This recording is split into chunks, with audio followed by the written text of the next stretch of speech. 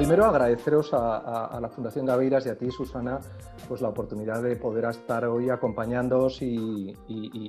incluso haciéndoos esperar, como os he hecho esperar, para poder hablar un rato sobre el tema sobre el que a mí me gustaría centrar un poquito la reflexión, que es lo que denomino la soberanía digital, ¿no? Y la soberanía digital como un poder aristocrático que en estos momentos se da en el seno de las sociedades democráticas. Como ya has hecho la introducción sobre casi nuestra relación, que forma parte de una educación sentimental de muchos años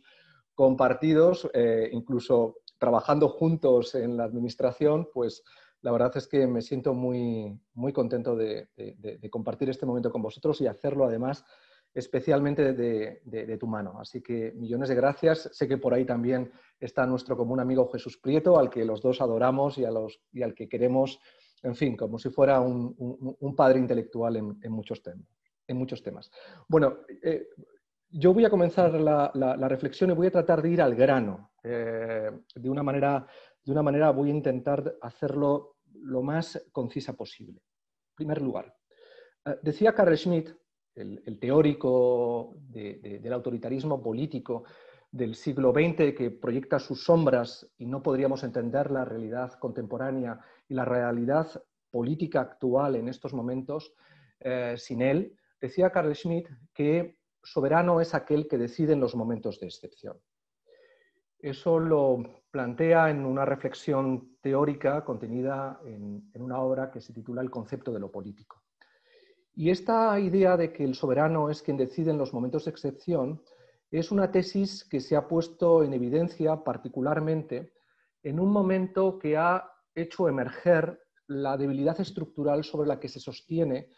la democracia liberal en estos momentos y que tiene que ver, entre otros motivos, con la emergencia del populismo y de un populismo que no podría comprenderse sin una base digital. Realmente, más que un populismo, deberíamos hablar de un ciberpopulismo. Pero para aproximarnos a esta idea, antes me gustaría que en relación a esta tesis de que el soberano es quien decide en los momentos de excepción, retrocedamos en nuestra memoria y vayamos al 6 de enero del año 2021, cuando se produce una intentona golpista en Estados Unidos. De hecho, yo me atrevería a definirla, y así lo hago por escrito en un ensayo que acabo de publicar, pero ya en una reflexión que puse sobre el papel en la prensa, en La Vanguardia concretamente. Nos hemos enfrentado al escenario de un golpe de Estado 4.0. Es decir, a un escenario en el que de pronto la democracia fue desestabilizada desde lo que ya podríamos denominar como una estructura digital de la misma. Si el pensamiento marxista nos decía que la estructura del mundo era económica, yo soy de los que cree que tras la revolución digital, la estructura del mundo es una estructura digital. De ahí la importancia, que en algún momento debería plantearse como reflexión política de fondo, de las infraestructuras y del diseño que hagamos de las infraestructuras, porque va a incidir de una manera muy determinante desde el ámbito de las habilidades digitales hasta el ámbito del conocimiento, de la articulación de la infosfera, en fin. Por tanto, la estructura del mundo ya es una estructura digital. ¿Y eso qué significa? Eso significa que cuando Donald Trump cuestiona el resultado electoral que lo aparta de la Casa Blanca y moviliza a través de las redes y una derecha alternativa 4.0 que vertebra todo su relato político y que ha construido un cesarismo digital durante los 4 años de su mandato, cuando activa una movilización social que lleva a la ocupación del Congreso y, por tanto, a llevar a cabo un escenario de ataque directo contra la democracia, esta responde desde la inacción y es sustituida por una soberanía digital que evidencia un poder aristocrático en manos de las grandes corporaciones tecnológicas. Me explico. ¿Quién toma la decisión de bloquear las cuentas del presidente Trump? Hay que pensar primero que la estrategia que probablemente proyectaba Trump sobre ese momento del 6 de enero de 2021 partía de una movilización parecida a la que el Tea Party fue capaz de activar a partir de la llegada al gobierno de Obama en el 2008 y que no puede entenderse en esa movilización sin un soporte del mundo tecnológico y particularmente de las redes digitales que en ese momento de manera incipiente comenzaban a desarrollarse. Donald Trump, a partir de la experiencia del Tea Party y de la construcción del ciberpopulismo alrededor de la derecha alternativa americana que legitimó su poder y su deriva autoritaria en los 4 años de su mandato, donde las redes digitales fueron fundamentales, como la Fox Television fue fundamental para la construcción de todo el imaginario que desestabilizó los gobiernos de Obama durante los 8 años en los que estuvo al frente de la Casa Blanca. Esa estrategia digital que ensaya y desarrolla Donald Trump el 6 de enero de 2021 parte precisamente de la construcción de un escenario de desestabilización política de la democracia, estableciendo que el asalto al Congreso era consecuencia de una movilización de su base electoral que consumía contenidos políticos ya estrictamente a través de las redes. La iniciativa de bloqueo de las cuentas salió de las plataformas y se produjo motu propio. Yo creo que este dato es fundamental si queremos analizar correctamente la situación a la que estamos expuestos desde entonces. Primero porque, en mi opinión, confirma un déficit inquietante de control democrático sobre los procesos que acompañan la transformación digital y, en concreto, sobre el desarrollo de una soberanía, y yo lo planteaba en mi ensayo sobre ciberleviatán, algorítmica que ya escapa a los estados. Incluso en algo tan sensible como es la desinformación masiva, sin la cual no hubiéramos podido entender el funcionamiento de la derecha alternativa norteamericana, o, como decía antes, el cesarismo digital ejercido por Donald Trump durante los 4 años de su mandato presidencial, una desinformación informativa que propician las fake news y que es un hecho de extraordinaria relevancia que es conocido desde que Rusia inició hackeos masivos de procesos electorales. Y en segundo lugar, porque las corporaciones tecnológicas suman al abuso de posición dominante en materia de precios y políticas de mercado un poder de tutela sobre la democracia misma. Hablamos de una posición de dominio que les permite decidir si salvan los gobiernos democráticos dependiendo de su exclusiva voluntad. Una decisión que además solo fundan en intereses corporativos que pueden coincidir o no con los intereses generales. Y es lo que dio a entender, por ejemplo, de una manera explícita, Mark Zuckerberg al explicar que había bloqueado las cuentas de Trump porque Facebook creyó que si le permitía seguir utilizando sus servicios, asumía la compañía un riesgo extraordinario, aunque no especificaba si para ella en concreto o para la democracia en general. Es más, apostillaba sus declaraciones señalando que el bloqueo adaptado continuaría en el tiempo de manera indefinida hasta que se completase la transición pacífica del poder. Llevadas, por tanto, por una defensa reputacional de sus intereses privados, las corporaciones tecnológicas decidieron, como decía el pasado 6 de enero, ponerse del lado de la democracia. Y lo hicieron aplicando políticas de integridad cívica que habían promovido en los últimos tiempos a partir de una estrategia de autorregulación de la que nunca estuvieron, y esto hay que decirlo claramente, del todo convencidas. No hay que olvidar que los fundadores de estas compañías siempre se han mostrado reacios a que sus empresas sean reguladas por el Estado. Sobre todo porque eso colisiona, y esta es una reflexión que no sé si tendremos tiempo para abordarla ahora, con sus ideas libertarias. Y ya sabemos que estas son reacias a cualquier intervencionismo legal que restrinja la libre iniciativa empresarial. El propio Zuckerberg se mostraba meses atrás contrario a bloquear las cuentas de Trump, a pesar de que muchos de sus mensajes incitaban ya al odio. Alegaba para ello que Facebook no podía ser árbitro de la verdad sobre las cosas que la gente dice a través de las redes. Este es un argumento repetido insistentemente por las grandes corporaciones tecnológicas. Una reflexión que encaja a la perfección con el esquema mental del pensamiento libertario. En este sentido es bien conocida la afiliación a él del CEO de Facebook, pero también de Bill Gates en Microsoft, de Jeff Bezos en Amazon, de Larry Ellison en Oracle, Larry Page en Alphabet, Elon Musk en Space y Tesla, o Sergey Brin en Alphabet, entre otros líderes empresariales de Silicon Valley. De hecho, lo puso de manifiesto el propio Jack Dorsey, el director ejecutivo de Twitter, cuando, en medio de la crisis política que sacudió los cimientos de la democracia norteamericana, expresó sus dudas acerca de si debía bloquearse la cuenta de Donald Trump, aunque incitara a la sublevación. Así, mientras estaba trabajando en una isla privada en la Polinesia francesa, mandó un tuit donde advertía que no celebraba ni se sentía orgulloso de inhabilitar la cuenta de Real Donald Trump. Reconocía un fracaso en nuestra misión de promover un diálogo saludable dentro de las dinámicas de conversación de la plataforma. Con todo, añadía que la medida era lo correcto, ojo, lo correcto para Twitter. La empresa se enfrentaba, y lo sigue, y insistía en ello, a una circunstancia insostenible que obligaba a enfocar todas sus acciones a salvaguardar la seguridad nacional. El tuit concluía preguntándose, eso sí, a manera casi de salvación muy propia de la mentalidad del calvinismo de Silicon Valley, si había sido correcto a otro nivel. Yo creo que la pregunta que permanece en el aire es evidente. ¿Qué habría sucedido si los líderes de estas compañías no hubieran alineado los intereses de las plataformas con los de la seguridad nacional de la democracia norteamericana? O si se prefiere, ¿habrían actuado igual si no hubiesen identificado la defensa de la democracia como la decisión correcta para los intereses de la empresa? Por eso,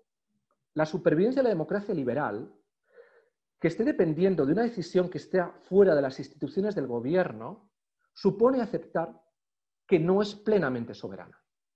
Una situación de dependencia que demuestra la fragilidad estructural en la que se encuentran los gobiernos democráticos y, de paso, la confirmación de que la soberanía política está sujeta ya a una despolitización real al desplazarse la primera hacia quien controla los algoritmos. Si las cuentas presidenciales hubieran permanecido activas durante el asalto al Congreso y el Senado, es probable que los hechos vividos hubieran sido diferentes. Entre otras cosas, porque la insurrección hubiera podido extenderse por todo el país. Y aquí es lo que señalaba antes, refiriéndome a la experiencia del Tea Party. Hay que recordar cómo el Tea Party se consolidó al comienzo de la administración Obama gracias a que sus campañas de desinformación tuvieron extraordinario eco mediático. Las movilizaciones antisistema que desde entonces han desestabilizado a los gobiernos democráticos mediante las redes sociales han sido numerosas. Una circunstancia que ha sido denunciada ante las corporaciones tecnológicas y todos sabemos que sin mucho éxito. De hecho, siempre se ha obtenido la misma respuesta, que es esta especie de indiferencia recelosa que hemos visto en los tweets que inconscientemente proyectaban el relato que acompañaba la mentalidad política de Jack Dorsey como protagonista de lo que hemos mencionado. Detrás de esta actitud está el trasfondo ideológico de la filosofía empresarial de Silicon Valley. Algo que resume la reflexión que Larry Page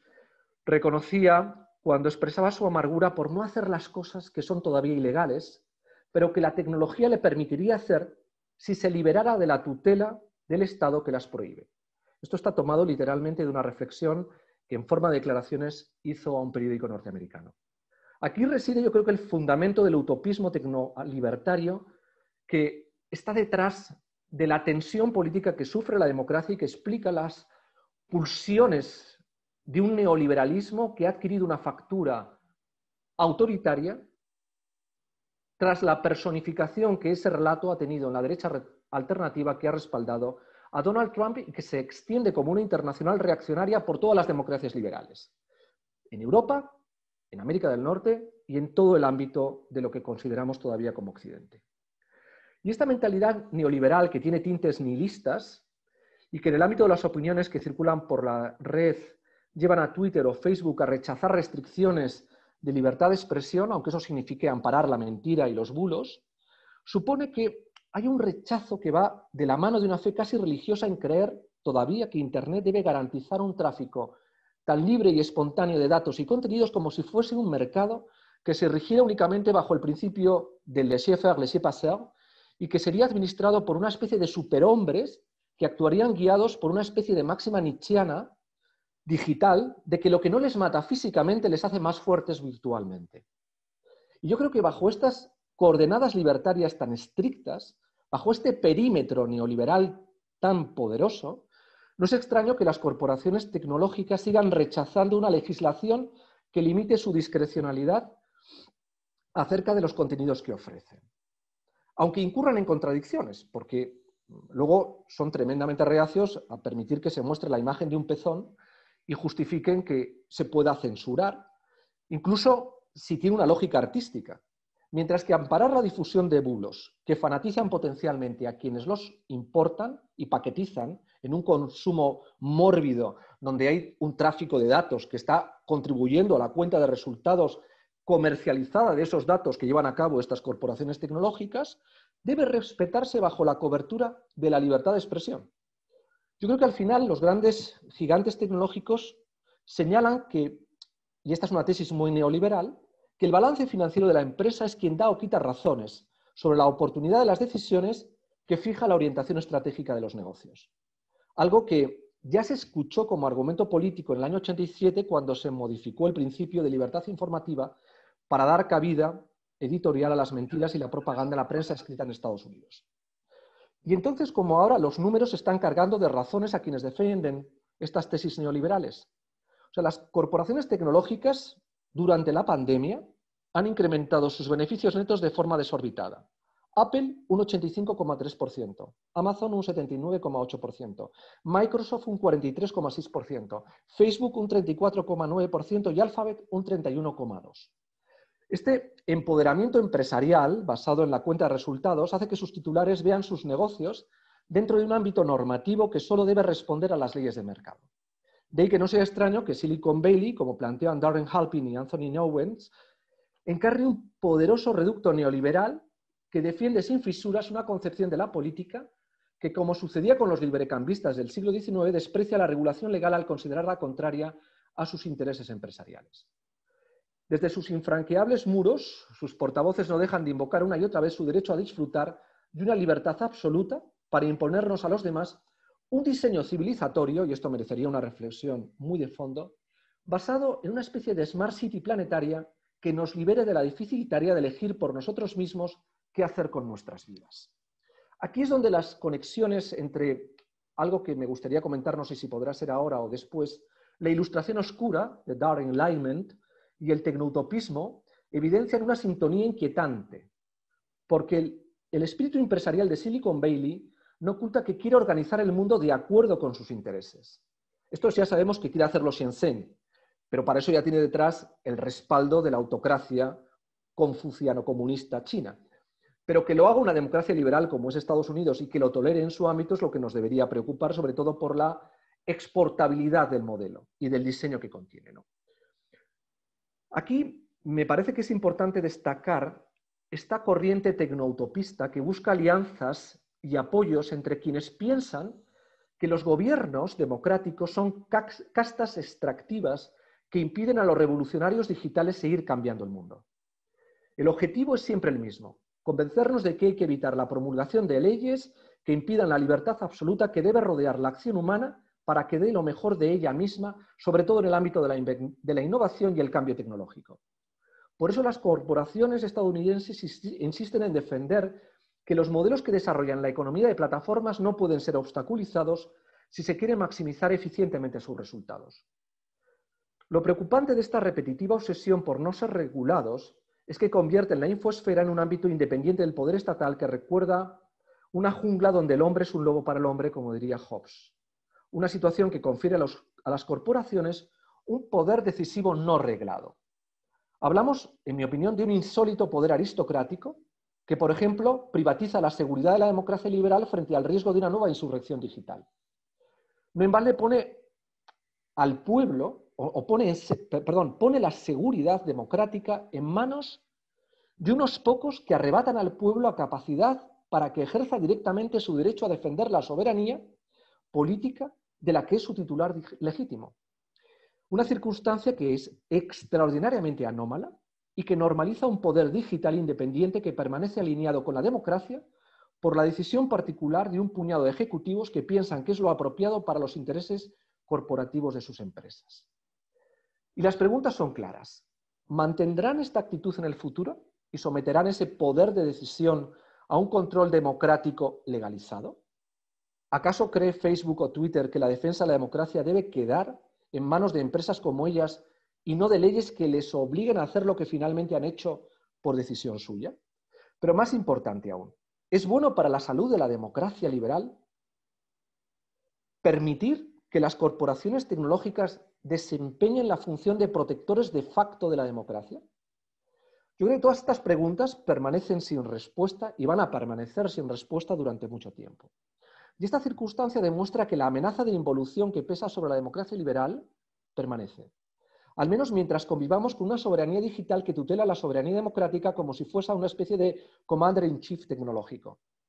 Nos enfrentamos, como señala Glenn Diesen, ante un poder que actúa sin habilitación constitucional para ello. Un poder desnudo de legalidad que recuerda, salvando las distancias, insisto, al que desempeñó el ejército alemán dentro de la República de Weimar. Definido como un Estado dentro del Estado, el Reichswehr vivió en la práctica como un poder ajeno al control material del gobierno y subordinado a una lealtad difusa a través de la figura del presidente de la República. Un Estado dentro del Estado, como decíamos, que bloqueó la intentona golpista de Hitler en 1923, pero que le autorizó a hacerse con el poder en 1933. Y este es un riesgo que hoy en día no hay que descartar. Convivimos con un poder aristocrático que excepciona la primacía de la ley nacida de la voluntad popular y que convive con multitudes digitales brutalizadas por el ciberpopulismo. Algo que coloca a las democracias liberales en una situación de vulnerabilidad extrema y sobre la que no se habla. Esto también hay que decirlo, porque no interesa conceptualmente. Estamos en otros debates sobre el populismo y sobre la salud de la democracia liberal. La amenaza golpista, que como se ha visto es real y tiene la cobertura de una ideología que la legitima, que es lo que se denomina la ilustración oscura, y de planteamientos afines dentro de la derecha radical o alternativa global, permanece activa, y permanece activa debido a la inacción legal que opera sobre ellas. La causa está en los obstáculos que plantea el principio de neutralidad defendido por las plataformas, así como la ausencia de una regulación específica promovida por los gobiernos democráticos al respecto. Esta situación hace que el ciberpopulismo siga vivo, a la espera de una ocasión propicia para volver, en mi opinión, a la carga. Y no debemos olvidarlo. Hay un libro de Andrew Marantz, Antisocial, que es una advertencia fascinante y precisa sobre lo que aquí estamos hablando. Sobre todo porque Trump estuvo a punto de ganar las pasadas elecciones presidenciales, incrementando un 17% su intención de voto, arropado por un ecosistema de redes interconectadas con una extraordinaria capacidad viral de propaganda populista y fomentadora del odio en las redes. Tan grande que logró, como he dicho ahora, aumentar sus votos arrastrado por el odio hacia lo que representa el liberalismo que sustenta la democracia norteamericana. Y cuando no fueron suficientes los votos para conservar el poder legítimamente, no lo olvidemos, intentó con su cobertura un pronunciamiento que desató la furia antipolítica que tambaleó los muros del Capitolio. Esta es la realidad que de alguna manera está acompañando el proceso que estábamos describiendo. Pero es una realidad que, como decía hace un momento, tiene detrás el relato de una predisposición antidemocrática que recuerda bastante las ideas que la profeta libertaria del neoliberalismo norteamericano, Ayn Rand, defiende en sus novelas. Especialmente en una novela que es La rebelión del Atlas, que sigue siendo, no hay que olvidarlo, el libro más influyente en Estados Unidos después de la Biblia. Baste señalar que se lee todavía en las aulas de los colegios de todo el país y forma parte de los planes de estudio de la carrera de Ciencias Políticas. Publicado en 1957, tiene detrás un ejército de lectores que han interiorizado su argumento como si fuera un devocionario personal. Y ojo al dato. Entre ellos están los líderes corporativos de las grandes compañías de Silicon Valley. Peter Thiel, por supuesto, Steve Jobs, que lo consideraba su guía para la vida, Elon Musk, Travis Kalanick, Jeff Bezos, Jack Dorsey, Carly Fiorina, Jimmy Wales, Larry Sanger. También políticos republicanos como Marco Rubio, Paul Ryan, Ron Paul, Mike Pompeo, Rex Tillerson, todos vinculados a Trump, por supuesto, que también se reconoce un admirador de Rand, aunque no por la rebelión del Atlas, sino por el manantial. Y por supuesto la inmensa mayoría de los blogueros de la derecha alternativa de filiación libertaria, aunque aquí se debaten entre elegir la rebelión del Atlas como libro de cabecera o Bronze Age Mindset, mucho más violento en sus planteamientos insurreccionales y con un imaginario más próximo a la épica millennial gamificada por el consumo masivo de videojuegos. Y en la novela de Rand que comentamos se relata cómo la democracia estadounidense llevada por el altruismo humanitario del pensamiento liberal de Roosevelt, ha sumido a la democracia americana en la decadencia. La perpetuación de políticas igualitarias e intervencionistas ha debilitado al país bajo una colectivización de la creatividad que esquilma la riqueza generada por los más emprendedores para repartirla entre todos. Guiados por un líder carismático llamado John Galt, se rebelan contra el gobierno y se declaran en huelga. Se rebelan contra el gobierno los innovadores y se moviliza a una élite que son los empresarios porque quieren luchar contra el poder regulatorio asfixiante que ahoga la libre iniciativa de los más emprendedores de la sociedad. Ante el avance imparable de lo que denominan un saqueo fiscal, que amenaza con llevar al país a una decadencia irreversible, los empresarios se refugian bajo la bandera del dólar, en las montañas rocosas y donde edifican una utopía capitalista que permite liberar su genio individualista guiado por la mayor virtud que puede cultivar el ser humano, dice Ayn Rand, que es la capacidad para hacer dinero.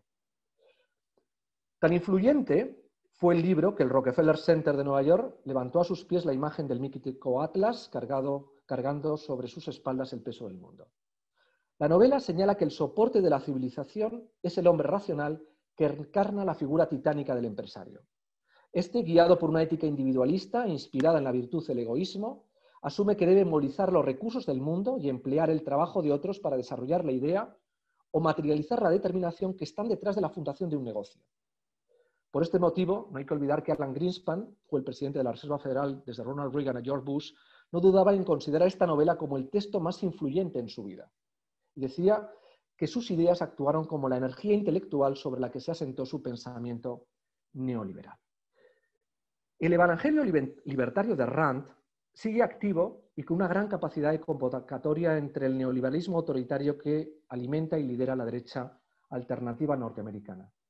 Ya lo tuvo con el Tea Party, que convirtió la rebelión de Atlas en su panfleto contra Obama, y lo tiene ahora contra la tesis de la novela, cuando las tesis de la novela son secundadas por la ilustración oscura, y aplaudidas por la mayoría de los líderes que, como decía hace un momento, controlan la soberanía digital. ¿En qué consiste, por ya terminar, la ilustración oscura? La ilustración oscura es un movimiento tecnoutopista libertario que defiende, sobre todo en Estados Unidos, de la mano de dos teóricos, de Nick Land y de Mencius Landburg, entre otros muchos, defiende una visión de la ilustración muy en sintonía con los planteamientos culturales que están detrás de la narrativa que acompaña la innovación del mundo de Silicon Valley, particularmente de Singularity University. Y es la siguiente idea. El mundo se enfrenta a una catástrofe global. Es decir, el antropoceno está llevando al mundo a una catástrofe generalizada de la que la pandemia, como experiencia del acoplamiento de la movilidad a la transformación y de la automatización del mundo, es tan solo una punta del iceberg de lo que sucederá. Esa catástrofe global que amenaza al mundo puede ser resuelta si permitimos a la revolución digital desarrollar en su aceleracionismo todas las consecuencias técnicas y materiales que puede liberar para el ser humano. Es decir, lo que puede liberarnos de la catástrofe global es el desarrollo de la tecnología maximizada hasta sus últimas consecuencias. Para lo cual, digámoslo así abiertamente, la democracia estorba. ¿Por qué? Porque tiene toda una serie de protocolos normativos, de éticas públicas, privadas, de teoría de los derechos, que comprometen la capacidad de innovación que debe ser ejercida estrictamente bajo un condicionante, que es el principio de responsabilidad que los innovadores y las corporaciones tecnológicas asuman como límite ético a su desarrollo. Pero no es un principio de responsabilidad que, como planteaba Hans Jonas, asuma la democracia y la comunidad política politizadamente. No, es la innovación la que incorpora este principio de responsabilidad como límite ético a su investigación.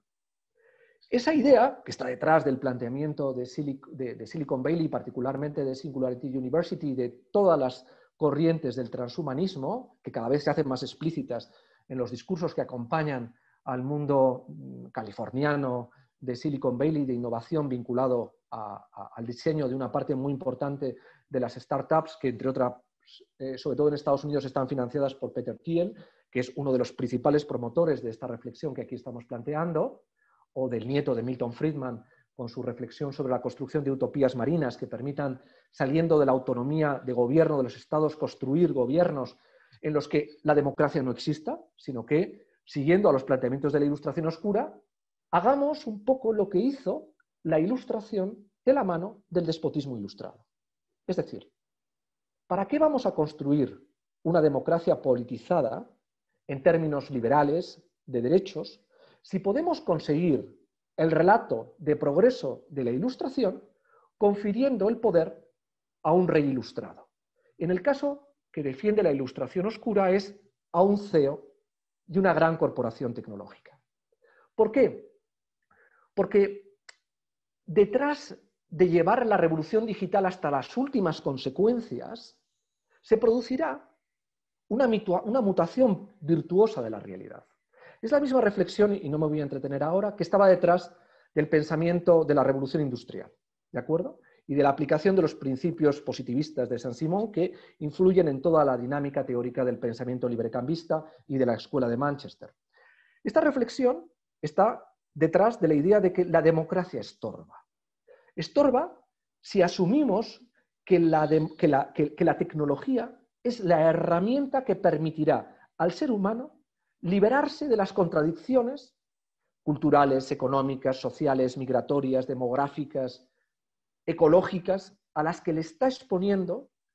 un diseño planetario agotado por los planteamientos normativos de la revolución industrial. Hace falta que esos planteamientos normativos se actualicen a través de, que es lo que plantea Mencius Landburg, una nueva revolución ética, que es la revolución que la tecnología tiene que desarrollar sin limitaciones de ningún tipo. Y ahí la humanidad agradecerá a la innovación tecnológica los cambios culturales que será capaz de liberar. Entre otros casos, porque logrará, por ejemplo, el alargamiento de la esperanza de vida, conseguirá algo que le obsesiona a Peter Thiel, como le obsesiona a otros muchos financiadores de Singularity University, el límite ético que la normalidad ilustrada democrática ha impuesto a la humanidad, haciendo creer que la muerte es inevitable. Ojo que estas cosas se están diciendo. Se están diciendo por parte de los grandes CEOs de las corporaciones tecnológicas. Ya he citado a Larry Page. Es decir, la muerte es un límite ético sobre el que está condicionando el comportamiento que la humanidad está desarrollando en su relación con la técnica. Esta reflexión, que está operando de una manera brutal sobre toda la construcción de la net culture en Estados Unidos y que cada vez es más intensa y más fuerte, es lo que pone de manifiesto que esa soberanía digital que evidenció el 6 de enero de 2021 la sublevación tecnológica liderada por Donald Trump y que buscaba claramente la desestabilización política de la democracia norteamericana, es una espada de Damocles que pende sobre la viabilidad de nuestra democracia liberal y sobre la que nadie habla, porque no está todavía en nuestros imaginarios, pero que está ahí de una manera intensa, actuando desde una manera política a niveles cada vez más profundos, porque operan sobre, de igual manera que existe una estructura tecnológica, y aquí podríamos asumir las tesis de la Escuela de Frankfurt, de que la dialéctica de la Ilustración ha desembocado en esa estructura tecnológica que gobierna el mundo, replicando la tesis sobre esa visión de la Escuela de Frankfurt que hacía Gramsci sobre la hegemonía cultural, hay una infraestructura de mentalidades que en este caso está alimentando el tecnoutopismo libertario que desde Silicon Valley nos está cargando de inputs culturales sobre nuestras nuevas élites, particularmente sobre el mundo startupero, pero también sobre nuestra política, sobre nuestra visión de cómo relacionarnos con los algoritmos, cómo hemos tardado tantísimo en llevar el debate de los derechos digitales a la parrilla del debate político en nuestras democracias, cómo está ahora empezando a producirse una alteración del eje de reflexión sobre las fake news o sobre todo lo que representa la neutralidad de la red en el ámbito europeo, ante la constatación de los retos desestabilizadores que plantea para la democracia liberal el ciberpopulismo, hay un déficit de conocimiento que está siendo potenciado, estimulado desde hace mucho tiempo por estas élites tecnoutópicas, libertarias, que han hibridado el fascismo clarísimamente con el pensamiento libertario y que al día de hoy siguen teniendo carta de naturaleza para decir lo que quieren, colocarnos un relato que evidentemente asumimos y consumimos como parte del imaginario de la innovación y como parte del imaginario de la visión tecnológica que tenemos en el seno de las sociedades occidentales, y que desde la sacralización de la neutralidad de la red hasta la renuencia a poder entrar a una regulación específica de los algoritmos, que empoderen a la democracia sobre los algoritmos, que maticen los diseños de inteligencia artificial sobre los que estamos construyendo la estrategia de inteligencia artificial, ya no solamente en nuestro país, sino en toda Europa, hace que realmente estemos ante un poder aristocrático que no tiene ningún tipo de legitimidad bajo la cobertura de una democracia liberal, como es Europa, como sigue siendo Estados Unidos y como de alguna manera sostiene la narrativa del discurso político de las democracias liberales en todo Occidente. Para mí, esta es la gran, en estos momentos, desigualdad, que es una desigualdad cognitiva, que es una desigualdad que afecta a las mentalidades, que es una desigualdad que tiene que ver evidentemente con otras desigualdades económicas, culturales, de infraestructuras tecnológicas que también podríamos estar mencionando, pero que está de alguna manera en el cuore, en el corazón mismo de la estructura tecnológica que hemos convertido como el eje de centralidad sobre el que estamos reconstruyendo la resignificación del planeta a través de la revolución digital, que ya es, sobre todo después del Biggest Data que hemos vivido con el confinamiento, un momento de apoteosis, y ya podríamos entrar ahí en otro tipo de debates, de hibridación de nuestra identidad, mezclando la identidad tecnológica con la identidad corpórea, que todavía sigue siendo un elemento básico para interpretar el mundo. Con esto termino, con este brainstorming precipitado, rápido, tremendamente, espero, provocador. Pero bueno, yo creo que estamos en un escenario en el que la provocación tiene que ser cada vez más puesta sobre la mesa para provocar sobre todo lo que yo entiendo que es una sublevación en las mentalidades intelectuales de Occidente.